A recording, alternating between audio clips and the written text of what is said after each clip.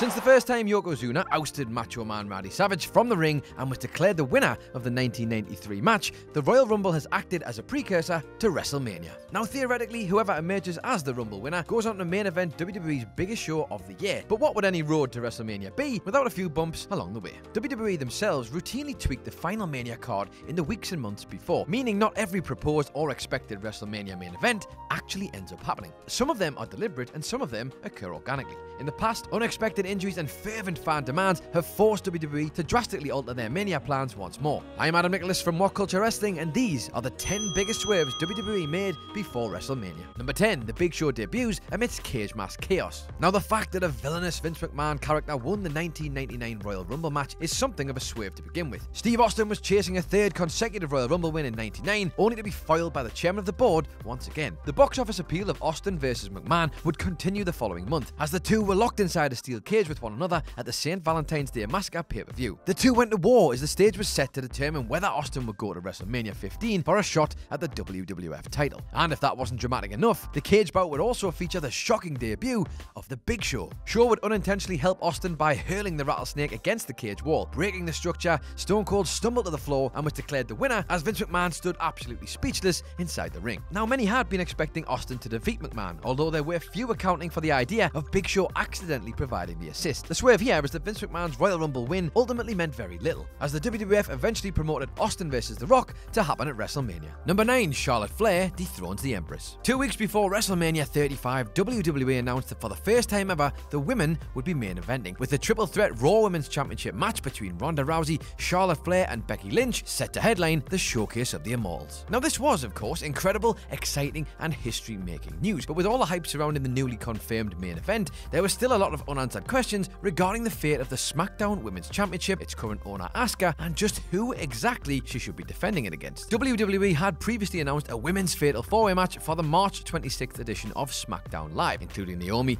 Mandy Rose, Sonya Deville and Carmella, to determine who would go on to face the Empress of Tomorrow for her championship at WrestleMania. But as it happens, and here comes our old friend card subject to change, WWE decided to swerve it on the night. After Becky Lynch questioned Charlotte Flair's credentials heading into Mania, the man seemed to get under the skin of the Queen, who, in an effort to prove her worth, was booked to face off against Asuka in an impromptu title match, much to the surprise of literally everyone. In an awesome rematch of their WrestleMania 34 clash, Flair and Asuka put on another instant classic, but ultimately it would be the Queen who'd come out on top once again, proving she's worthy of the WrestleMania main event, winning the SmackDown Women's Championship and claiming a record equaling 8th women's title reign, tying her with women's wrestling legend Trish Stratus. Now, yes, I know what you're thinking, it really sucks to see Asuka become collateral damage in all of this, but if we get this moment to close out the night, then it might just be worth it, you know. Number 8, Batista grants Mr. McMahon's wishes. Successfully defending his newly won gold at the Royal Rumble against Randy Orton didn't change the popular opinion that Sheamus wouldn't make it to WrestleMania with the WWE title. There was a bigger match the creative had planned, another rematch which loomed on the horizon and threatened the Irishman's WrestleMania dreams. And those plans would become clear at the Elimination Chamber show in February. John Cena outlasted the likes of Sheamus and Triple H to win the WWE title, but the babyface would see his celebrations cut short by an emerging Vince McMahon. Callously pulling the rug out from underneath Cena, McMahon ordered the new champ to defend against a fresh Batista. One spear and a Batista bomb combination later, and the Animal was the new title holder heading into WrestleMania 26. Batista had been refreshed by turning heel at the end of 2009, and he was the ideal choice to further McMahon's storyline attempts to replace Cena as the poster boy in WWE. Even though Cena would still bag the title come Mania, it felt like a huge swerve to have Batista come out at McMahon's command and take the belt before then. Number 7, Chris Jericho becomes World Heavyweight Champ. Batista's spontaneously cruel win over a fatigued John Cena wasn't the only major swerve to come out of Elimination Chamber 2010. In just the one show, WWE managed to change the entire landscape for WrestleMania, and that included plans for the World Heavyweight Championship. Held by The Undertaker heading into the pay-per-view, the other world title in WWE would be around the waist of Chris Jericho by the time the night was over. While it would prove to be a victory for the self-proclaimed best in the world at what he does, Jericho's victory over Taker was far from a clean one. Instead, the opportunistic Jericho picked up the pieces after Shawn Michaels emerged from underneath the chamber and nailed the dead man with the sweet chin music. In the span of this one event, WWE set the scene for 3 major Mania matches: Shawn Michaels versus The Undertaker, a rematch from WrestleMania 25, John Cena versus Batista, and Chris Jericho versus Edge. Now, the big surprise here is that The Undertaker seemed a dead cert to arrive at WrestleMania and defend his World Heavyweight title, possibly even against Shawn Michaels, but after the Heartbreak Kid's interference, the belt was now firmly wrapped around the waist of Chris Jericho heading into WrestleMania 26. Number 6, Psycho Sid wins the title from Bret Hart. Steve Austin eliminated Bret Hart and Fake Diesel to win the 1999 1997 Royal Rumble. The Rattlesnake had already been eliminated by Hart, but as the referees had missed his tumble to the floor entirely, he re-entered the ring, dumped out Hart, and his controversial win promised something fresh at WrestleMania 13. When Shawn Michaels beat Sid in the Royal Rumble's main event, it seemed like Austin versus Michaels was a possibility for Mania 13. Meanwhile, the much more obvious scenario involved a potential rematch from last year's WrestleMania between Michaels and Bret Hart, with the latter seemingly poised to exact his revenge and defeat HBK. But as it would happen, neither match would come to fruition. Vacating the title due to a supposed knee injury, Shawn Michaels lost his smile and was removed from contention for a main event berth at WrestleMania. Shortly afterwards, a heroic Bret Hart would triumph in a fatal four-way at In Your House 13 for the vacant WWF title, in a match that also included Stone Cold Steve Austin. And this seemed like it was going to set up the newly crowned champion Bret Hart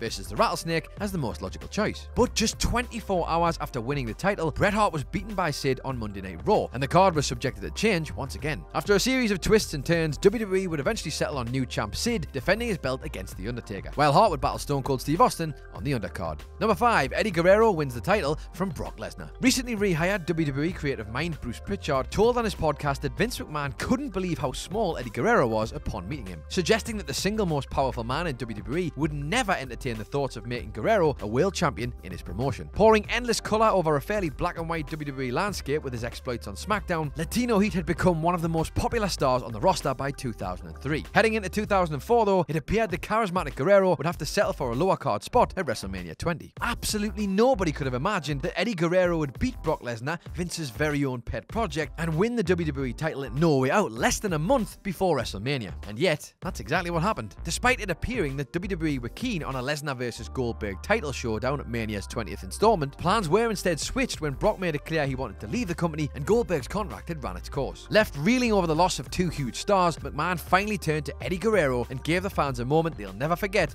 at No Way Out. Number 4, fan demand pushes Daniel Bryan into the title picture. Daniel Bryan's insertion into the main event picture just in time for WrestleMania 30 could almost be described as more of a complete U-turn than a swerve. As the masses rebelled against WWE's wishes, many fans point-blank refused to cheer a returning Batista after he was written to triumph in the 2014 Royal Rumble. Just what on earth were WWE thinking by ignoring Bryan's wild popularity and trying to force-feed the animal to their customers instead? Bryan even had a pre-built story with Triple H and hand-picked authority members like Randy Orton heading into WrestleMania, having been robbed of the chance to be champion time and time again by the heel faction. Faced with the threat of a mass booing in their biggest match of the year, WWE officials finally caved and let Bryan into the main event spotlight. Beating Triple H to earn a slot in the headline triple threat, Bryan would then go on to win the title in historic fashion. The fact that it took immense fan pressure before WWE were willing to book their most popular babyface in such a match is absolutely outrageous, to be honest, but at least, one way or the other, the right choice was made in the end. Can you even imagine the boos for that singles match between Batista and Randy Orton? Number 3, WWF abandons Ric Flair versus Hulk Hogan idea. When Ric Flair jumped ship to join the WWF in late 1991, a dream match against Hulk Hogan looked like it might finally become a reality. For years, wrestling fans had wondered who would win between the face of Hulkamania and the Nature Boy. Finally, such an interpromotional fantasy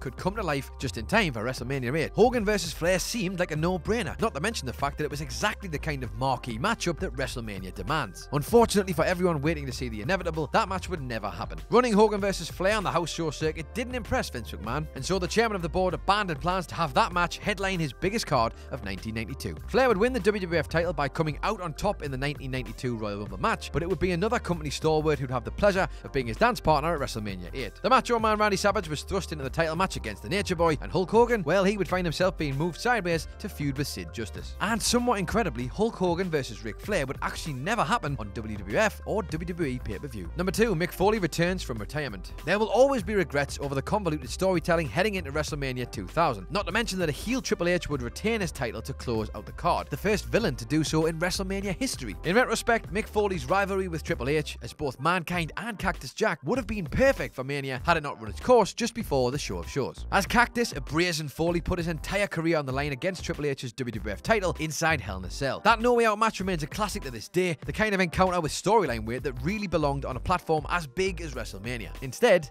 the WWF had other plans. Mania 2000's main event became a 4-way elimination match when Linda McMahon brought Mick back out of retirement on the March 20th edition of Raw. Although fans were undoubtedly delighted to see Foley, the offered excuse of "this is just a one-night thing" slightly tarnished the impact of that No Way Out loss. Still, this was a momentous swerve that no one saw coming, and one that simply cannot be forgotten. And number 1, Andre the Giant gifts the title to Ted DiBiase. Failing to convince Hulk Hogan to sell the WWF title to him, the $1 Million Man Ted DiBiase resorted to using Andre the Giant as his weapon of mass mass destruction. That story provided the perfect backdrop for the epic WrestleMania 3 rematch between Andre the Giant and Hulk Hogan on the main event. Unthinkably defeating Hulk Hogan to win the title, Andre's victory was mired in controversy when it was revealed that Ted DiBiase had paid off referee Earl Hebner, convincing the official to detain his elder brother and take his place. The situation was made even more outlandish when Andre attempted to give DiBiase the belt in return for wads of cash. This would trigger the woeful 14-man tournament to crown a new champion at WrestleMania 4, but it can't be forgotten that Andre's win, however controversial, did change the lay of the land heading into the Supercard. The WWF title would be held up until Randy Savage beat Ted DiBiase in the tournament final to become the new champion, thus ending the saga and protecting Hulk Hogan whilst the new title holder could be crowned.